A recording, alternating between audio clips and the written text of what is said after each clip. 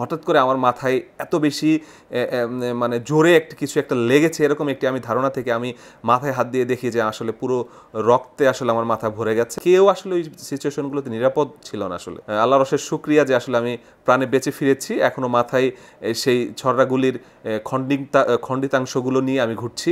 মাথায় আসলে এই ছররাগুলি নিয়েই আসলে বেঁচে থাকতে হচ্ছে। আসলে আমি আসলে সেদিন শুরু থেকেই দেখছিলাম প্রেস ক্লাবের আশপাশে যত গলি ছিল, অলিগলি ছিল, সবগুলোই আসলে বিএনপির নেতাকর্মী সমর্থকদের নিয়ন্ত্রণে চলে গিয়েছিল। আর এগুলোর সাথে আরও অনেকেই আমরা দেখেছি যেগুলোকে আসলে বিএনপি নেতাকর্মী সমর্থক মনে হয়নি, যাদেরকে মনে হয়েছে যে আসলে ভাড়া করা কেউ হয়ে থাকতে পারে। আমাদের খালি চোখে দেখে যেটা মনে হয়েছে, কারণ বিএনপি নেতা সমর্থকরা আসলে আমরা দেখে আসলে এরকম মনে হতো না আর কি। তো যেটি হয়েছে যে অলিগলি সবগুলো আসলে তাদের দখলে ছিল। তারা এমনভাবে আসলে চড়াও হচ্ছিল অলিতে গলি থেকে বের হয়ে, আসলে বোঝা যাচ্ছিল না যে আসলে কে কখন কোথা দিয়ে মানে আক্রমণের শিকার হয়, যে কারণে পুলিশও আসলে বুঝে উঠতে পারছিল না যে তাদের আসলে কিভাবে নিয়ন্ত্রণ করা যায়। যে কারণে পুলিশও তাদের নিয়ন্ত্রণের জন্য টিয়ারশেল, রাবার বুলেট ছুটছিল, তারাও আসলে পুলিশের উপর মারমুখী হচ্ছিল।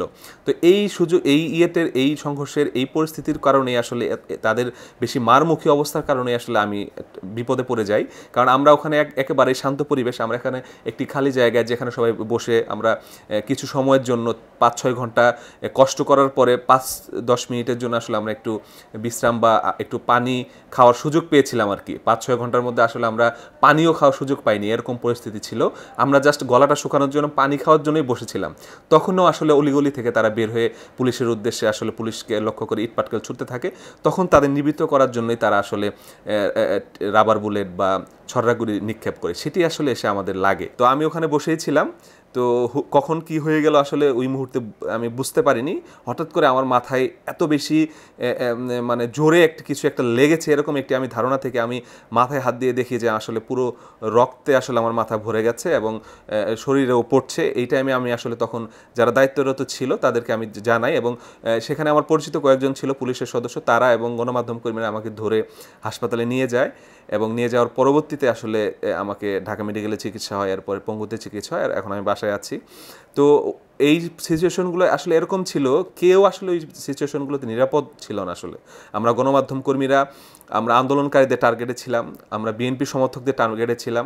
আমরা চেষ্টা করেছি যতটা সবার নির্ভরযোগ্য বা সত্যটাকে তুলে ধরার জন্য, কিন্তু এই সত্য তো কারো পক্ষে যাবে, কারো বিপক্ষে যাবে। যে কারণেই আসলে আমরা আসলে টার্গেট হয়েছি।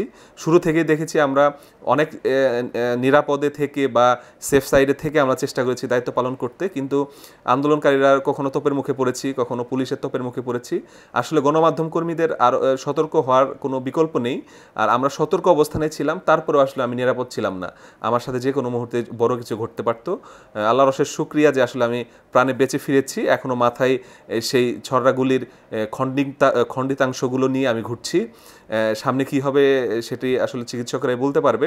তবে এরকম অবস্থায় আসলে নিজের জীবনের ঝুঁকি যেটা আছে সেটি তো ছিলই, প্রতি মুহূর্তেই মনে হয়েছে যে আসলে আমার সাথে কি না কি হয়ে যায়। সবার উদ্দেশ্যেই বলবো, গণমাধ্যম কর্মী কারো শত্রু নয়, সবাই গণমাধ্যম কর্মী চেষ্টা করে তাদের সত্যটাকে তুলে ধরার জন্য। তো আপনারা কেউ আসলে আমাদেরকে টার্গেট ভাববেন না, আমাদেরও পরিবার আছে, আমরাও আপনাদের মতোই পরিবার নিয়ে থাকি। আমরাও ফিল্ডে গেলে আমাদের পরিবাররা আমাদের জন্য আতঙ্কে থাকে।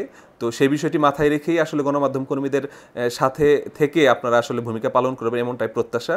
আর আমরাও চেষ্টা করব যে যতটা নিরাপদ হয়ে কাজ করা যায় সেটি আসলে ফিল্ডে সেরকমভাবেই আসলে দায়িত্ব পালন করার চেষ্টা করতে হবে ভবিষ্যতে। ডাক্তাররা বলেছে এগুলো ভেতরেই আছে, তো এগুলো আসলে কীভাবে অপসারণ করবে, কারণ যেহেতু মাথা এটিতে আসলে সেন্সিটিভ জায়গা, তারা আসলে ধরতেও চাচ্ছে না।